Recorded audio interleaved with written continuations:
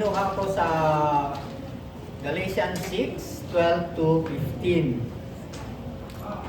So, konting background muna kung bakit na isulat ni Paul itong Galatians. Noong natanggap ng mga Intil sa Galatia ang magandang balita, ay nagkaroon ng discussion, lumitaw yung katanungan na pag nananalig na ba sa Panginoong Hesus ang mga Hintil o ang mga tao na mananampalataya, ay kailangan pa ba nilang magpapasailalim sa kautusan ni Moses? So sumagot si Paul na hindi na dapat sumasailalim sa mga kautusan ni Moses ang mga mananampalataya, sapagkat sa pamamagitan ng pananampalataya ay nagkaroon na siya ng buhay kay Kristo.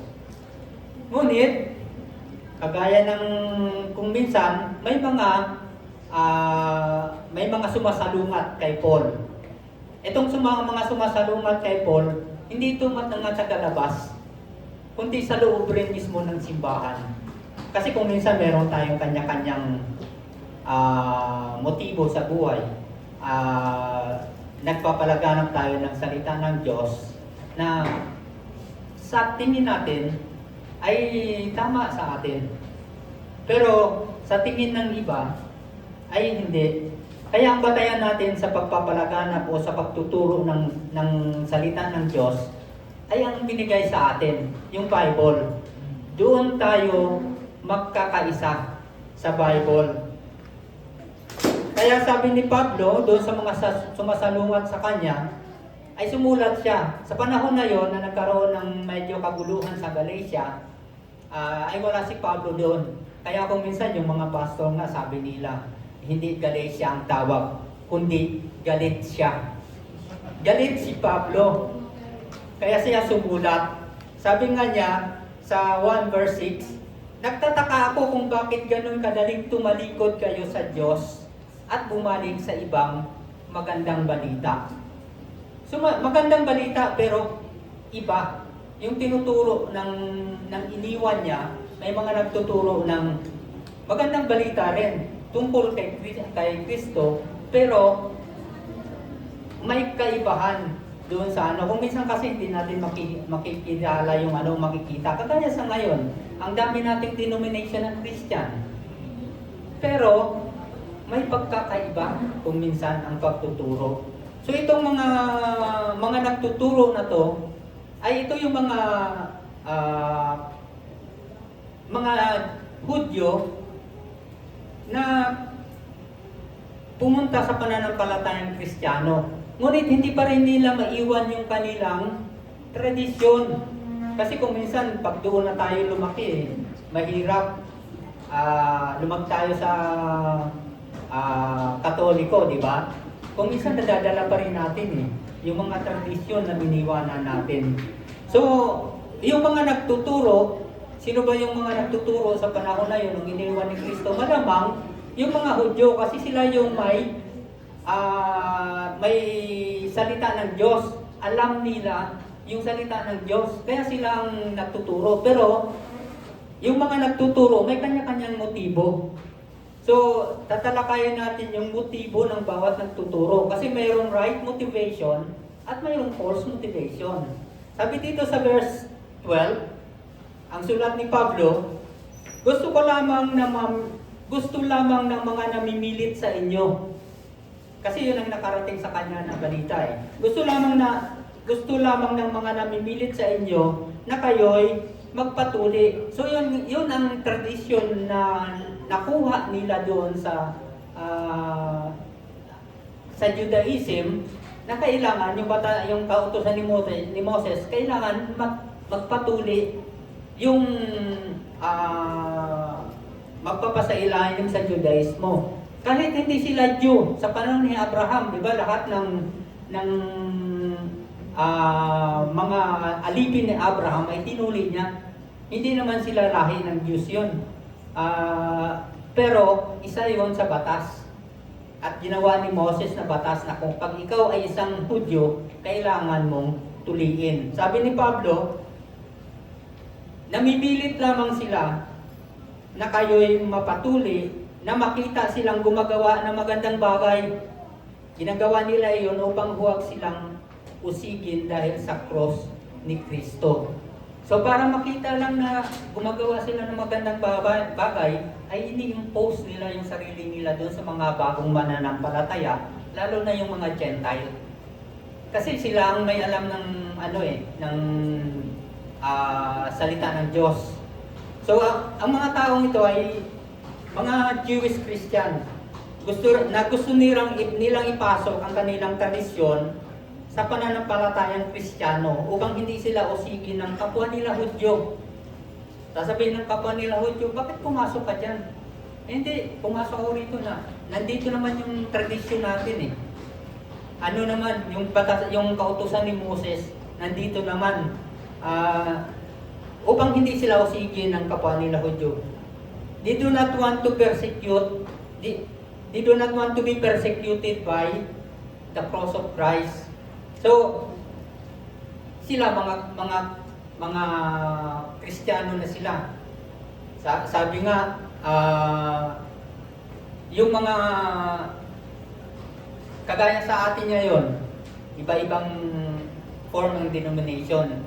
Pag sinabi natin, love ko si Jesus, lahat naman tayo love natin si Jesus eh. Lahat ng Kristiyano nagsasabi, mahal nila si Kristo. Pero tingnan mo yung sinabi ni Pablo sa Philippians 1:18. Sabi niya doon, sapagkat tulad ng madalas kong sinasabi at ngayon lubhang kong inuulit, marami ang namumuhay bilang mga kaaway ng cross ni Kristo. Kahit Kristiyano ka, sasabihin mo, mahal mo yung si Kristo, mahal mo ang Diyos, mahal mo si Jesus. Pero, sabi dito, maraming namumuhay na kaaway ng cross ni Kristo. Ano ba yung cross ni Kristo na din kaaway? Love natin si Jesus, si Kristo, love natin. Pero pagdating sa cross, diyan na tayo nagkakaiba. Kasi ang cross ni Kristo, nangangahulugan ng suffering. Di ba? Ang cross ay inimbento ng Roman government bilang parusa sa mga nagkakasala. Lalo na yung mga rebelde, yung nagre-rebelde. So, sabi dito, ang cross stand for suffering. Kaya sabi ni Jesus, si Jesus mismo nagsabi sa Luke 9:23, sino mang nagnanais sumunod sa akin, kailangan itakwil ang kanyang sarili, pasanin araw-araw ang kanyang cross at sumunod sa atin. So kung si Jesus lang ang dala-dala natin at hindi yung kanyang cross, kulang tayo. Kasi kasama yun eh. Sabi ni Kristo mismo, pasanin niya yung kanyang cross. Hindi lang si Jesus, hindi lang si Jesus ang kailangan nating kasama, kundi yung kanyang cross. So paghihirap, pag nainisip mo ba yung cross, ngayon okay na sa atin yung cross eh. Pag sinabi yung Christian, yung cross ni Kristo, pero nung unang panahon, pag sinabing cross, ay parang nagsabi ka rin ng electric chair sa atin. Kasi simbolo ng kamatayan, simbolo ng kasalanan yung cross. So ang mga taong ito ay yung motivation nila to avoid being persecuted by other. Lalong-lalo na sa mga kapwa nila Hudyo. Umiiwas sila. Kaya ang tinuturo nila ay kumbaga tone down Christianity. Yung tinuturo ng mga Kristiyanong to. Hindi naman to tagalabas eh. Tagaloob. Mga kapwa rin natin mananampalataya. Kaya ang hirap na magturo ka sa iba na hindi mo kabisado yung tinuturo mo. Kasi marami. Galing kami doon sa ang daming gusto magturo. Pero kung minsan nakikita rin ng pastor na mukhang hindi yung pagtuturo. Kaya ang hirap hindi madaling magturo. Dapat pag nagturo ka, kagaya ng teacher, pag teacher, walang ano yun eh. Buong buhay ng teacher ay nag-aaral siya. So kung gusto mo magturo, buong buhay mo mag-aaral ka. So sabi dito, maraming namumuhay bilang kaaway ni Kristo. Yung mga taong to, yung mga nagtuturo na to, ay sinabi ko kanina, mahal nila si Jesus. Ngunit pagdating sa krus ni Kristo, nagkakaiba na tayo ng ano. Sila ay mananampalataya din. Ngunit ayaw nilang maghirap dahil sa krus. Ayaw nilang magdusa dahil sa krus. Ayaw nilang masaktan dahil sa krus. Ayaw nilang mapahiya. Kung minsan yung mga nagtuturo, yung Kristiyano, palagi napapahiya yun. Nandito na naman si Praise the Lord. Diba? So ayaw nilang mapahiya. Ayaw nilang magsakripisyo ng dahil sa krus ni Kristo. Si Kristo or si Jesus ay okay lang. So pangalawang motivation, wrong motivation, ay makikita sa verse 13, kahit na silang mga tuli, hindi naman tumutupad sa kautusan. Nais lamang nilang patuli kayo upang maipagmalaki nila kayo, maipagmalaki nila na kayo man ay tumupad sa tuntunin. So may iniimpose silang sariling tuntunin habang sila nagtuturo. Kung minsan, sa atin, di ba? Ang dami na natin. Mga ano ko yun, mga disciple ko yun, dinala ko sa church. Kung minsan, ito yung bunga ko. Yung tao ay hindi bunga. Hindi bunga ng espiritu yung tao. Yung espiritu, yung bunga, dito mo makikita kung ano yung lumalabas dito sa puso mo. So, ginagawa nila yon para makita lang sila na gumagawa ng mabuti. Pride yun eh. Pag gumagawa ka ng mabuti, parang nagmamalaki ka. So, para makagawa ng mabuti, in short, nais lamang nilang gawin upang maging maganda ang tingin sa kanila ng ibang tao. Ang kanilang pagka-Kristiyano or kamanggagawa ay panlabas lamang. We cannot bring our worldliness in our walk with Jesus. Yung kung ano man yung mga bagay na makamundo pa sa atin, hindi natin pwedeng isama yun. Kung maglakad tayo nakasama si Kristo, hindi natin pwedeng isama yung pagiging makamundo natin. Kung sa ating mga sinasabi, mga ginagawa, ay hindi nakakapag-glorify sa Panginoon, hindi tayong totoong tagasunod ni Kristo. So ito yung true motivation. Binigay ni Pablo yung mga mali na motivation ng bilang isang manggagawa at binigay rin niya yung tama. Yung true motivation sa verse 14, "Huwag nawang mangyari sa akin na ipagmalaki ko ang anumang bagay bukod sa krus ng ating Panginoong Jesucristo." Si Pablo, napakahaba ng kanyang credential. Sabi nga niya, Pharisees of Pharisees siya. Siyang pinakamagaling sa kanyang kapanahunan na estudyante ni Gamaliel, isang pinakasikat na teacher na sa pananampalatayang Judaismo. So, Pharisees of Pharisees ang tawag niya. Pero sabi niya rito, huwag naman sanang ipagmalaki ko. Diba? Sinabi nga niya, yung lahat ng achievement niya ay basura para sa kanya. Nung nakilala niya si Kristo, naging basura yun.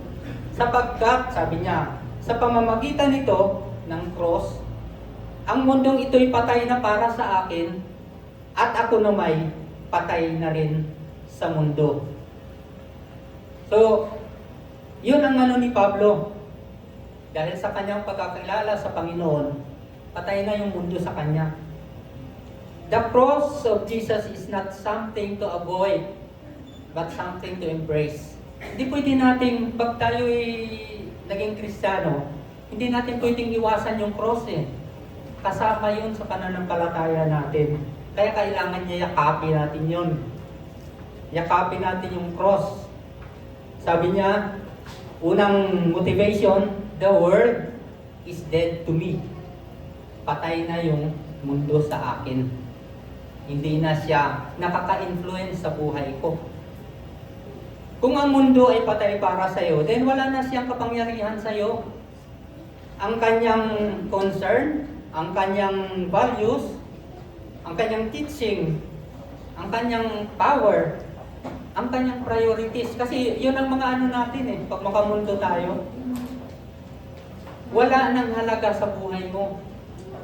Lahat yan ay patay para sa iyo. Kung napakahirap sundin yung sinabi ni Pablo sa una ng the world is dead to me, mas matindi pa to. I am dead to the world. Patay na rin ako sa mundo. Paul reverses. Binaligtan niyo yung patay na rin siya. Patay na rin siya sa mundo. Ang pananampalataya ni Paul sa Panginoon ay naglagay sa kanya sa kondisyon na itinakwil na siya ng mundo.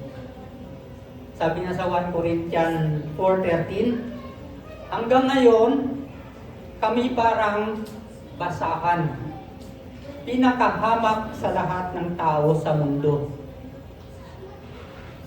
Parang basahan. Pag patay ka na, sabi mo pa, patay na ang mundo sa iyo, gagawin rin ng mundo, patay ka na rin sa kanila.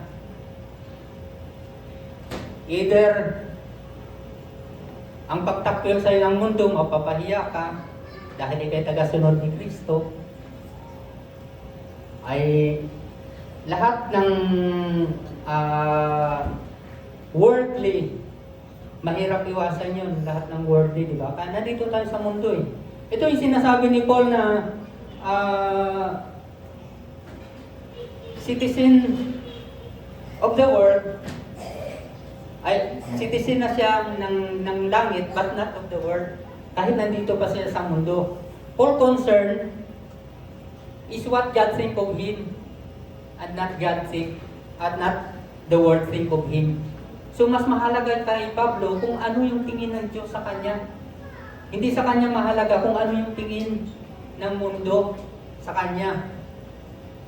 Kung minsan maalala ko nga, di ba, may mga wala na sa isip na naglalakad dyan. Pag iniisip mo, basura sila ng mundo eh. Yung mga tao yun, wala nang halaga yun eh. Kahit tayo, kung minsan, ay, wala nang halaga yun. Hindi na niya alam kung anong ginagawa niya. Parang ganun si Paul sa mundo. Basura na siya. Sabi dito sa verse 15, hindi mahalaga kung tuli man o hindi ang isang tao. Hindi mahalaga, sabi ni Paul. Ang mahalaga ay kung siya ay bago ng nilalang. Yun ang pinakamahalaga. Kung siya ay bago ng nilalang. Ang tunay na alagad ni Kristo ay mayroon dapat pagbabago. Mayroong radical transformation sa puso. At nakikita yon sa panlabas. From gratifying the desire of the flesh to being led by the Spirit.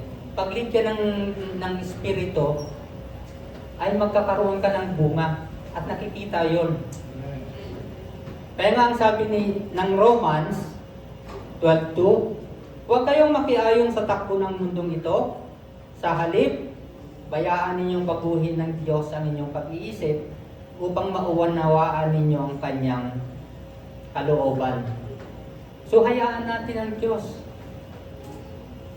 Paano natin magpapasakop sa Diyos?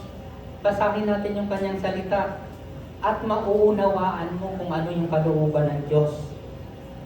So, ngayong 2025, ang Panginoon ay God wants you to be transformed. Tayo, gusto ng Diyos na mabago tayo. He wants you to be changed.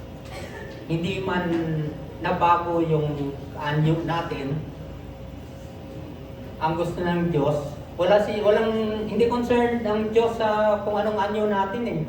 Lahat tayo maganda at gwapo sa Diyos. So, ngayong 2025, ikaw na ay bago ng nilalang, ikaw ay patay na sa mundo. At ang mundo naman ay patay na para sa iyo. This is our calling sa mga Kristiyano. This is our purpose para maglingkod tayo sa Diyos. Sabi ng Galatians 5:16, mamuhay kayo ayon sa Espiritu at hindi ninyo pagbibigyan ang mga pagnanasa ng laman. Pag tayo nasa Espiritu, mahirap hindi pagbibigyan yung nasa ng laman, di ba? Kahit Kristiyano ka, may mga hangat ka pa sa buhay. Pero kaya natin pigilin yung nasa ng laman natin. If we are walking in the Spirit, dapat mayroong visible fruit. Galatians 5:22-23, yung fruit of the Spirit. Yan ang gusto makita ng Diyos sa atin. Magtanim tayo ng katwiran at kabutihan at aani tayo ng buhay na walang hanggan. Yun ang dapat natin para tayong farmer. Hindi pala yung itanim natin, kundi kabutihan natin, kabutihan sa kapwa at katwiran. Sa pagtapos, Corinthians 3:18, ang Espiritu na siyang magbabago sa atin mula sa isang antas ng kaluwalhatian hanggang tayo'y maging kalarawan niya. Hindi naman, sabi ng Diyos, hindi naman bigla yan eh. From glory to glory. Hindi tayo pwedeng tumalon. Kailangan natin daanan yon, yung bawat antas na yon, para maging kawangis ng ating Panginoon. Amen. Maraming salamat.